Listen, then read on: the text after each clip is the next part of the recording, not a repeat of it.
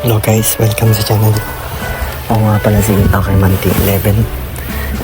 Nakita niyo sa video na yun kanina, sa picture na yun. Nag-leak yung ginawa natin aquarium. So, pinagawa ko na, pinapalatan ko na talaga yung buong ilalim. So, ayan siya guys. Ayan, gawa niya yung loob niya guys. Ayan, gawa na. Wala nang basag guys. So, yun linisin natin. Sabanin muna natin saglit. Pasahin natin saglit. Tapos sabanin natin kasi amoy silikon pa. Ayan siya guys.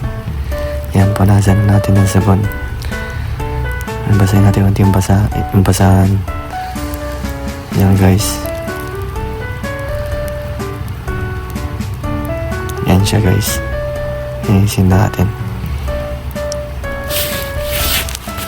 Yung diba? Kailangan natin banlawan to ng siguro maraming beses guys kasi sabon to eh. Delikado naman kung may onting sabon pa to pag nilagyan natin ng isda o kaway isda.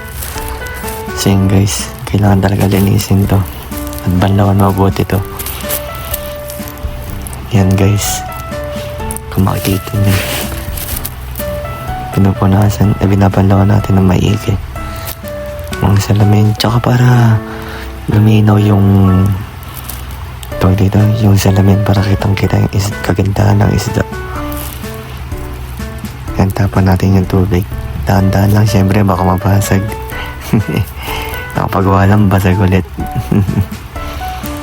Yan, galing ng videographer natin guys. Shoutout kay Ice. Bata lang nag-video niyan guys. Ayan, linisin natin mabuti. Ayan.